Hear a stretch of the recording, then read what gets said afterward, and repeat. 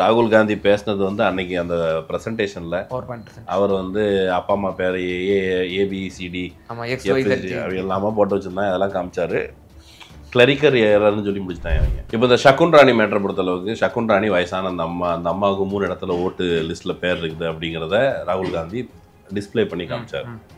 இது ஒரு 3 இடத்துக்கு போதுன்னு. அந்த அம்மா வந்து இந்தியா டுடேக்காரங்க என்ன பண்ணாங்க, நோக்கம் வந்து எந்த வட இந்திய மீடியாவுக்கும் நல்ல நோக்கம் இருக்குதுலாம் நம்பலை. அவங்க வந்து எக்ஸ்போஸ் பண்ண, ராகுல் காந்தியை எக்ஸ்போஸ் பண்ண போகிறேன்னு சொல்லி இவங்க எலெக்ஷன் கமிஷனை எக்ஸ்போஸ் பண்ணி விட்டாங்க. ஒரே வீட்டில் 80 ஓட்டு.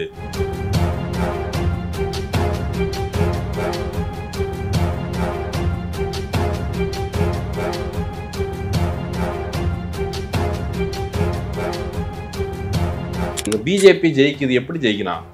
மக்கள் ராகுல் காந்தி என்ன சொல்கிறாரு, மூடு கீழே கிரவுண்டில் போய் பார்த்தா எங்களுக்கு ஆதரவாக இருக்குது. ஆனால் இவன் ஜெயிக்கிறானே, இது என்ன அப்படிங்கிறத ராகுல் காந்தி செக் பண்ணது போலவே இந்தியாவில் இருக்க பிற கட்சிகளும் ஜனநாயகத்தை ஒரு உயிரோட்டமாக வைத்துக் கொள்வதற்கு மற்ற கட்சிகளும் தங்களுடைய மெஷினரியை வச்சு செஞ்சுருந்தா, நம்ம வந்து நான் அவனுக்கு கொடுக்கணும்னு என்ன அவசியம் இருக்குது?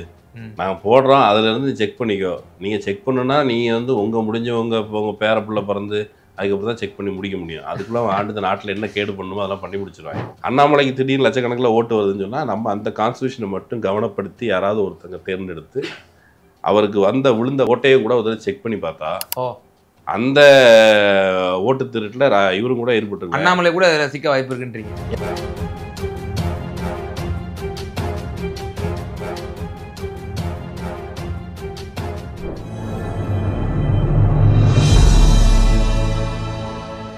தமிழ் நியூஸ் பார்வையாளர்களுக்கு அன்பு வணக்கம். இன்றைய சிறப்பு நேர்காணலில் நம்மோடு இணைந்திருக்கும் சிறப்பு விருந்தினர் ஊடகவியலாளர் திரு மகிழன் சார் தான் இணைஞ்சிருக்காங்க. சார் வணக்கம். வணக்கம்.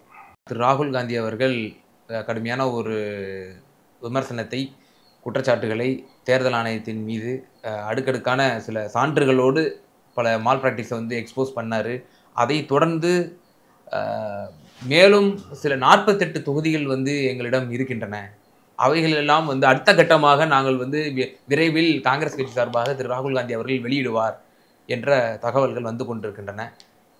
அவர் வீசிய அந்த அணுகுண்டு அது தொடர்ந்து பல எதிர்க்கட்சிகள் பரவலாக, குறிப்பாக இந்தியா கூட்டணி கட்சிகள் மத்தியிலே இது ஒரு மிகப்பெரிய ஒரு மக்கள் இயக்கமாக, போராட்டமாக கொண்டு செல்ல வேண்டும் என்ற ஒரு எண்ணம் ஏற்பட்டிருக்கிறதுன்னு தான் சொல்ல முடியும்.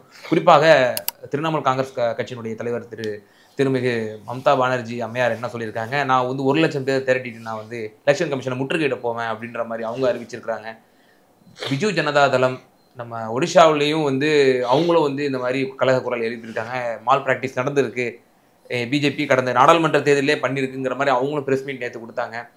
கேரளாவில் சிபிஎம் மற்றும் காங்கிரஸ் கட்சி திரிசூர் தொகுதியில் வந்து சுரேஷ் கோபி வெற்றி பெற்றது வந்து போலி வாக்காளர்கள் மூலியமா அங்கே மால் பிராக்டிஸ் நடந்திருக்கு. அவரே போலி வாக்காளர் மாதிரி தான் அந்த அட்ரஸை மாற்றி அவரே வந்திருக்குது, ஒரு குடும்பம். ஓகே.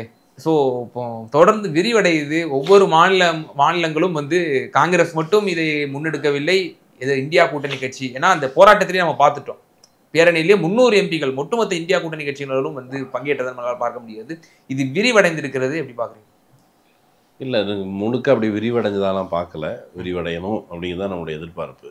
ராகுல் காந்தி பேசினது வந்து அன்னைக்கு அந்த பிரசன்டேஷன்ல அவர் வந்து அப்பா அம்மா பேர் ஏபிசிடி எல்லாமே போட்டு வச்சிருந்தாங்க, அதெல்லாம் காமிச்சாரு. கிளரிக்கல் ஏரர்னு சொல்லி முடிச்சிட்டாங்க அவங்க. நீண்ட காலமாக இந்தியாவை பொறுத்த மட்டில், வாக்காளர்களை பொறுத்த மட்டில் நாங்கள் ஸ்லிப்பு கொடுப்போம், பேர் இருக்கும், வயசு இருக்கும், முடிஞ்சால் ஃபோட்டோ இருக்கும், ஃபோட்டோவே பின்னாடி தான் சேர்த்தோம், அதனால் இது எப்பவும் நடக்கிறது தான், எங்கள் ஊரில் எப்பவும் தேர்தல் இந்த லட்சம்லாம் நடந்துச்சுன்னு சொல்லி அவங்க விளக்கம் கொடுத்துருக்குறாங்க. அது ஒன்று. கிளரிக்கல் எரர் அப்படிங்கிற அளவில் முடிச்சிருக்காங்க. ஒரு ஆள் வந்து இப்போ ஒரு அம்மா ஷகுன் ராணியை வந்து இந்தியா டுடேக்காரங்க போய் பேட்டி எடுக்கிறாங்க.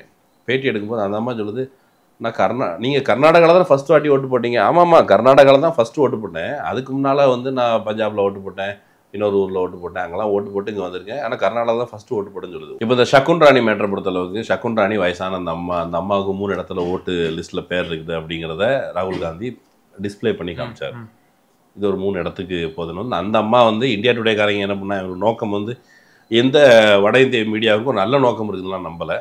அவங்க வந்து எக்ஸ்போஸ் பண்ண, ராகுல் காந்தியை எக்ஸ்போஸ் பண்ண போகிறேன்னு சொல்லி இவங்க எலெக்ஷன் கமிஷனை எக்ஸ்போஸ் பண்ணி விட்டாங்க. ஒரே வீட்டில் 80 ஓட்டு அவங்களே எக்ஸ்போஸ் பண்ணி விட்டாங்க. மெல்ல மெல்ல இது வந்து ராகுல் காந்தி சொல்வது பொய் என்று நிரூபிக்க போய் ராகுல் காந்தி சொல்வது உண்மை, அது உண்மைக்கு நெருக்கமாக இருக்குது. குறைந்தபட்சம் விசாரிக்கப்பட வேண்டும்ங்கிற ஒரு குரல் இருக்குல்ல, ஒரு பக்கம் பார்த்தா ராகுல் காந்தி பேரணிக்கு போறாரு, நம்ம கர்நாடகாவில் போனாரு, கேரளாவில் போனாரு. எதிர்கட்சிகள் முனைப்போடு இறங்கணும், நாங்கள் அதை பண்ணிடுவோம், நாங்கள் இதை பண்ணிடுவோம்னு சொல்றது மட்டும் பத்தாது, களத்தில் இறங்கணும், அணி திரட்டணும். நீங்கள் வந்து மக்களுக்காக இறக்கப்பட்டு ஐயோ மக்கள் பாவம், மக்களுடைய வாக்குரிமை பறிபோவது மட்டும் இல்லை, உங்கள் கட்சியில் இருக்க முக்கியமான வேட்பாளர்கள் இவரை நான் தகுதி நீக்கம் செய்கிறோம். அந்த பாருங்கள், எலெக்ஷன் வந்துருச்சு, செப்டம்பர் 30 எலெக்ஷன்ப்பா, உங்கள் பேரில் ஏதோ டாக்குமெண்ட் ஏதோ பிரச்சனை இருக்குது, நீங்கள் வந்து சீக்கிரம் சப்மிட் பண்ணுங்கள், இல்லைன்னா உங்களுடைய இதில் வந்து ஓட்டர் லிஸ்ட்லேருந்து பேர் போயிடும்னு சொன்னால் உங்களுடைய சொந்த கட்சியில் நிறுத்த வேண்டிய தகுதியுள்ள வேட்பாளர்களே தகுதி இழக்க வேண்டிய நிலை ஏற்படலாம், உங்கள் கட்சியின் வெற்றி வாய்ப்பை இதன் வழியாக பறிக்க பார்க்கலாம். அப்படிங்கிற போது எதிர்கட்சிகள் உங்களை விழிப்பு கொள்ளணும், அதன் வழியாக தான் மக்கள் மத்தியில் அது பரவும். மம்தா பானர்ஜி சொல்கிறாங்க, மம்தா பானர்ஜி நான் 1 லட்சம் பேரை திரட்டிடுவேன் அப்படிங்கிறது ஓகே, ஏன் திரட்டலை அப்படிங்கிற கேள்வி இயற்கையானது. ஒடிசாவில் அப்படி கேள்வி வருது, கேரளாவில் வருது, கிரவுண்டுக்கு வரணும்ல. அது ராகுல் காந்தியோட சொந்த விவகாரம் இல்லை, ஒன்றும் இல்லை, மக்களுடைய விவகாரம் இல்லை. இவ்வளோ மால் ப்ராக்டிஸ் பிஜேபி ஜெயிக்குது, எப்படி ஜெயிக்கணும்? மக்கள் ராகுல் காந்தி என்ன சொல்கிறாரு, மூட கீழே கிரவுண்டில் போய் பார்த்தா எங்களுக்கு ஆதரவாக இருக்குது, ஆனால் இவன் ஜெயிக்கிறானே இது என்ன அப்படிங்கிறத ராகுல் காந்தி செக் பண்ணது போலவே இந்தியாவில் இருக்க பிற கட்சிகளும் ஜனநாயகத்தை ஒரு உயிரோட்டமாக வைத்துக் கொள்வதற்கு மற்ற கட்சிகளும் தங்களுடைய மெஷினரியை வச்சு செஞ்சிருந்தா இது எவ்வளோ பெரிய கூட்டான நடவடிக்கை இருந்திருக்கும். ஆனால் இப்போ நீங்கள் சொல்கிறீங்க, நீங்கள் சொல்கிறது முக்கியமான ஒரு வாதத்துக்கு வந்திருக்கீங்க. ராகுல் காந்தி மேனுவலாக தங்களுடைய இருக்கக்கூடிய மிஷினரியை வச்சு ஃபார் எக்ஸாம்பிளுக்கு அந்த கர்நாடகாவை வந்து எடுத்து அவர் வந்து எக்ஸ்போஸ் பண்ணியிருக்காரு. அது மாதிரி ஒவ்வொரு பிராந்திய கட்சிகளும் இதை வந்து ஒரு ஒர்க் அவுட் பண்ணோம் அப்படின்னா தேர்தல் கமிஷனை ஈஸியாக எக்ஸ்போஸ் பண்ணிடலான்ட்டு.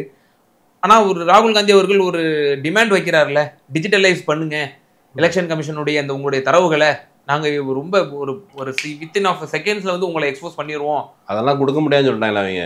இப்போ வந்து நான் அவங்களுக்கு கொடுக்கணும்னு என்ன அவசியம் இருக்குது, நாங்கள் போடுறோம், அதுலேருந்து செக் பண்ணிக்கோ. நீங்கள் செக் பண்ணுன்னா நீங்கள் வந்து உங்கள் பேர பிள்ளை பிறந்து அதுக்கப்புறம் தான் செக் பண்ணி முடிக்க முடியும். அதுக்குள்ளே ஆண்டு இந்த நாட்டில் என்ன கேடு பண்ணணுமோ அதெல்லாம் பண்ணி முடிச்சிடுவாங்க. அப்போ இந்த கட்சிகள் கூட்டாக தான் இந்த வேலையை செய்யணும். நீங்கள் உங்களை இப்போ தற்காத்துக் கொள்வதற்கு அந்த வேலை நடக்கவில்லை என்றால் ஜனநாயகம் உங்கள் கையிலிருந்து மெல்ல நழுவி போகிறதா நீங்கள் வேடிக்கை பார்த்துட்டு இருக்கதா அப்பட்டமாக தெரியல இல்லை சார். இப்போ ராகுல் காந்தி வந்து பவர் பாயிண்ட் ப்ரெசன்டேஷன் போட்டு இப்படி எக்ஸ்போஸ் பண்ணுறாரு, அதுக்கப்புறம் அவங்க ஸ்கேன்டு பிடிஎஃபை வந்து அப்புறம் பதிவிறக்கம் செய்கிறாங்க, டிஜிட்டலைஸ் பண்ண சொல்லி ஒரு நியாயமான ஒரு கோரிக்கையை இவர் போட்டதை போய் மக்கள் வந்து அவுட் ஆஃப் கியூரியாசிட்டி போய் செக் பண்ணுறாங்க. செக் பண்ணோன்னா எலெக்ஷன் கமிஷன் இதை வந்து பிளாக் பண்ணி வச்சுருக்காங்க. அது எலெக்ஷன் கமிஷன் வந்து விளக்க கொடுத்துச்சு, இல்லை இது வந்து ரூமர்ஸ்லாம் பார்த்தா சர்வர் பிரச்சனை, எல்லாரும் உள்ள பூந்துட்டீங்க, அதனால வந்து இப்படி ஆகிப்போச்சு அப்படின்னு. அப்போ இவ்வளோ மக்கள் உள்ள வந்து சர்வரே டவுன் ஆகிற அளவுக்கு மக்கள் மத்தியில் அவநம்பிக்கை இருக்குன்னா நீ பொறுப்போட வந்து விளக்கம் கொடுத்துருக்கணும்ல. நீ ராகுல் காந்திகிட்ட போய் என்ன கேட்குற, ஏய் அஃபிடவிட் ஃபைல் பண்ணுற இல்லையா, சைன் போட்டு கொடு, உண்மை ராகுல் காந்தியை மிரட்டுற. அப்போ மக்கள் சாதாரண இப்போ ராகுல் காந்தியை இவங்க என்ன பார்க்குறாங்க, ராகுல் காந்தி குற்றம் சொல்கிற ராகுல் காந்தியை மிரட்டிட்டா அப்புறம் கீழே இருக்கிற சாதாரண ஒரு நபர் போய் செக் பண்ணி என்ற கேள்வி கேட்குற துணிச்சல் வராதுன்னு நினைக்கிறேன். நீ அந்த பக்கம் எங்கே யாருக்கு எரியறத பிடிங்கிட்டாங்கிற மாதிரி எலெக்ஷன் கமிஷன் நடக்குது. ஸோ அதனால் நம்ம வந்து அலட்சியமாக இருக்கிற காலம் இல்லை, ரொம்ப ஒரு கொடூரமான காலத்திற்குள்ளே போகிறோம். எல்லா இன்ஸ்டிடியூஷனையும் இப்போ வந்து நீதிமன்றம் இருக்குது, அப்புறம் வந்து அதிகார வர்க்கம் இருக்குது, எல்லாத்தையும் வளைச்சு போடுற ஒரு வேலையை. இப்போ வந்து ஒரு வழக்கமாக பேசும்போது இப்போ அண்ணாமலை சொல்கிறாருல்ல இடி வந்துருங்கிறாரு, நம்ம கேட்டால் நம்ம ஊர்லேயே கூட செக் பண்ணோம். நம்ம ஊரில் திடீர்னு பிஜேபி வந்து திடீர்னு அவங்களோட எண்ணிக்கையை வந்து ஜெயிக்கிற அளவுக்கு வரலனாலும் ஏதோ ஒரு 15% வந்துட்டாங்க அப்படிலாம் சொல்கிறாங்களா, அது எங்கேருந்து வந்துச்சு? தமிழ்நாட்டில் யாரை பார்த்தாலும் பிஜேபிங்கிறது பெரும்பாலான மக்களுக்கு அது தீட்டான கட்சி, அந்த கட்சிக்கு நமக்கு ஆகாது, அவனுங்க வந்தால் சண்டையில் துட்டுருவாங்க, அவங்க வந்தால் மதக்கலவரத்தை ஏற்படுத்திடுவாங்கிற அபிப்பிராயம் பொதுவாக மக்கள் மத்தியில் இருக்குது. எவன் உனக்கு ஓட்டு போட்டான்? அப்போ நமக்கு அந்த டவுட் வரல. அண்ணாமலைக்கு திடீர்னு லட்சக்கணக்கில் ஓட்டு வருதுன்னு சொன்னால் நம்ம அந்த கான்ஸ்டியூஷனை மட்டும் கவனப்படுத்தி யாராவது ஒருத்தங்க தேர்ந்தெடுத்து அவருக்கு விழுந்த ஓட்டையே கூட ஒரு செக் பண்ணி பார்த்தா அந்த ஓட்டு திருட்டில் இவரும் கூட ஏற்பட்டு அண்ணாமலை கூட சிக்க வாய்ப்பு இருக்குன்றீங்க. ஏன்னா அவர் தன்னுடைய தலைவர் பதவியை தக்க வைத்துக் கொள்ள வேண்டிய ஒரு வெஸ்டட் இன்ட்ரெஸ்ட் அவருக்கு இருந்தது. ஓகே, இப்போ எல்லாரும் இப்போ பிஜேபிக்காரங்க எல்லாரும் தேர்தல் கமிஷன் பேசுறதை விட தேர்தல் கமிஷன் சார்பாக பேசுவது எல்லாமே பாஜகக்காரங்க. பாஜகக்குள்ள தேர்தல் கமிஷன் இருக்கா, தேர்தல் கமிஷனுக்குள்ள பாஜக இருக்கா? சில முட்டையிலேருந்து கோழி வந்ததா, கோழியிலேருந்து முட்டை வந்ததாங்கிற மாதிரியான கேள்விக்குள்ளே வந்து நம்மளை கார்னர் பண்ணி நிப்பாட்டியிருக்காங்க. Should be more aware. Election commission அப்பட்டமாக ஒரு சாமானியனுக்கு கூட இந்த பார்வையில் படுகிறது. ஒவ்வொன்றா நம்ம கேட்குறோம், டிஜிட்டலைஸ் பண்ணுங்கிறோம், பண்ண மாட்டேங்குது. உச்சநீதிமன்றம் தரவுகள் கேட்குது, இறந்தவர்களுடைய விவரம் கொடு, எனக்கு வந்து புலம்பெயர்ந்தவர்களுடைய இது நீக்கியிருக்க, அதுக்கு விவரம் கொடுன்னு கேட்குறாங்க, மறுக்குது. ஸ்கேன்டு பிடிஎஃப்பை வந்து மீண்டும் பதிவிறக்கம் செய்யுது. இவ்வளவும் வந்து அப்பட்டமாக ஒரு சாமானியனுக்கு கூட புரியக்கூடிய அளவிற்கு ஒரு முறைகேடு போலத்தான் அல்லது ஒரு சந்தேகத்தை ஏற்படுத்தக்கூடிய செயலாகத்தான் செய்து கொண்டிருக்கிறது எலெக்ஷன் கமிஷன் ஆஃப் இந்தியா. உச்ச நீதிமன்றமாக இருக்கட்டும், ஏன் ஒரு குறைந்தபட்சம் ஒரு எல்லா பிராந்திய கட்சிகளும் எதிர்கட்சிகளும் ஏன் இது ஒரு தீவிரத்தன்மையோடு அடுத்தது நமக்கு இந்த பாதிப்பு ஏற்படும். இப்போ உதாரணத்துக்கு திராவிட முன்னேற்ற கழகத்தை வைத்துக் கொள்வோம். அடுத்தது நமக்கு தான் வந்து தேர்தல் இன்னொரு 8 மாதம் காலம் கூட இல்லை, நமக்கு நாம் அது ஒரு சந்திக்க போகிறோம், நமக்கு ஏதேனும் நம்முடைய ஆட்சி மீண்டும் தொடர்வதற்கான வாய்ப்புகள் கூட பறிப்போய் விடலாம் அப்படிங்கிற ஒரு தீவிரத்தன்மையை உணராமல் இந்த நாட்டினுடைய ஜனநாயக அமைப்புகளும் சரி எதிர்கட்சிகளும் சரி இருந்து கொண்டிருக்கின்றனவா? இது என்ன மாதிரியான ஒரு சூழ்நிலையை சந்தித்து கொண்டிருக்கிறோம் இந்த காலகட்டத்தில்? பொதுவாக ஒரு அலட்சியம் இருக்குது. பிஜேபியை குறைச்சி மதிப்பிடக்கூடாது அப்படிங்கிறதுலேருந்து தான் நீங்கள் வந்து சாதாரண மக்களிடருந்து எல்லாருமே வந்து தமிழ்நாடு கண்டிப்பாக பிஜேபியை பொறுத்த அளவுக்கு அவங்களுக்கு சவாலான விஷயம்தான். அது திமுகவோ அல்லது திராவிட இயக்கமோ இங்கே கிரவுண்டில் செஞ்சு வச்சிருக்கிற வேலை சவாலான விஷயம்தான். ஆனால் கர்நாடகாவை பொறுத்தவரை எடுத்துக்காட்டுக்கு சொல்கிறேன். கர்நாடகாவில் மாதவபுரா இருக்கு இல்லையா, கர்நாடகாவில் நீங்கள் பாபு புதன்கிரி அந்த மலை அதை சுற்றி இருக்கிற பகுதியில் ஒரு வேட்பாளர் பேரணிக்கு போகிறார். வெற்றி பேரணி. என்ன வெற்றி பேரணி அப்படின்னு கேட்டால், இந்த எலெக்ஷனில் வந்து டெபாசிட் வாங்கினதுக்காக ஒருத்தன் வெற்றி பேரணி போயிருக்கான். பிஜேபிக்காரன், ஜனசங்காரன் நினைக்கிறேன், ஜனசங். ஏன்னா இந்த ஊரில் எங்களை மதிக்க மாட்டேங்கிறாங்க, நாங்கள் டெபாசிட் வாங்கிட்டோம் அப்படின்னு சொல்லி ஒருத்தன் சந்தோஷமாக வெற்றி பேரணி மாதிரி போயிருக்கிறான். எங்களுடைய முதல் வெற்றின்ட்டு அந்த இடத்துலேருந்து பாஜக எங்கே வந்திருக்குன்னு பார்க்குறோம். தமிழ்நாட்டிலும் நம்ம அலட்சியமாக இருக்கக்கூடாது. இது பெரியார் மண்ணுன்னு சொல்கிறோம், முற்போக்கான மண்ணு சொல்கிறோம், ஆன்டி பிஜேபி மண்ணுன்னு சொல்கிறோம், தாமரை இங்கே மயிரில் தான் மலருன்னு சொல்கிறோம். 11.5% லாஸ்ட் டைம் வாங்கிட்டாங்க நாடாளுமன்ற தேர்தல். அவங்க வாங்கினாங்களா இந்த மாதிரி ஓட்டு திட்டு பண்ணாங்களான்னு தெரியாது, அதனால் 11.5 சொல்லுவாங்க. ஆனால் கிரவுண்டை அதுக்கு தயார்படுத்துகிற வேலையை நம்மளையும் சேர்ந்து மேனிப்புலேட் பண்ணுற வேலையை அவன் செஞ்சுட்டு இருக்கான். ஒருவேளை அவங்க ஜெயிச்சிருவாங்களோ அப்படிங்கிற ஒரு கண்ணோட்டத்திற்கு எல்லா கட்சியினரையும் அரசியல் நோக்கர்களையும் வளர்க்குற வேலையை, ஒரு கண்ணோட்டத்தை உருவாக்குற வேலையை அவன் செய்கிறாங்கிற பொழுது நம்ம அலட்சியமாக இருக்க கூட கிரவுண்டில் இந்த வேலை பார்க்கணும். தமிழ்நாட்டை பொறுத்தளவுக்கு பெரியார் மண் முற்போக்கு மண்லாம் நம்ம சொல்லலாம். அதை வந்து பூஜிச்சு நம்மளே ஏமாற்றிட்டு இருக்கக்கூடாது. அவன் வந்து கொஞ்ச நாளைக்கு முன்னாடி மோடியினுடைய விஜய் ரத் அப்படின்னு சொல்லி ஏபிபி ஹிந்தியில் ஒரு டாக்குமெண்ட்ரி போட்டிருந்தான். தமிழ்நாட்டில் அவர்கள் தன்னுடைய வெற்றி குதிரையை, வெற்றி ரதத்தை தமிழ்நாட்டின் வழியாக, தமிழ்நாட்டில் தான் முதல்ல அந்த காஷ்மீரில் குடிநட போகிறேன்னு சொல்லி தமிழ்நாட்டில் தான் கிளம்பினாங்க, கன்னியாகுமரியில் இருந்து. தமிழ்நாட்டில் மீது அவங்க குறி வச்சிருக்கிறது சாதாரண இன்றைக்கி நேற்று இல்லை. அந்த விவேகானந்தர் பாறையை அந்த பகுதியில் வச்சாங்கல்ல, ஏக்நாத் ரானடேன்னு சொல்லி ஒரு ஆள், அப்போ இருந்தே அவங்க தமிழ்நாட்டை குறி வச்சு வேலை பார்த்துக்கிட்டே இருக்கிறாங்க. தமிழ்நாட்டில் ரெசிஸ்டன்ஸ் இருக்குங்கிற வரைக்கும் ஓகே. ஆனால் இது வந்து ஒரு மேல் ப்ராக்டிஸ் செஞ்சு தமிழ்நாட்டை கையகப்படுத்துவது, தமிழ்நாட்டை கண்ட்ரோலுக்கு கொண்டு வருது அப்படிங்கிற வேலையை அவங்க செய்யக்கூடும். அலட்சியமாக இருக்கக்கூடாது. திராவிட முன்னேற்ற கழகமாக இருக்கட்டும், யாராக இருக்கட்டும், கிரவுண்டில் வேலை பார்க்கணும். இப்போவே அதுக்கான நம்ம ஓட்டர் லிஸ்ட் எல்லாம் தயார்படுத்தி அதுக்கான ஒரு முன்னேற்பாடு வேலைகளை இங்கேயும் செய்ய தொடங்கணும். அது முக்கியம்.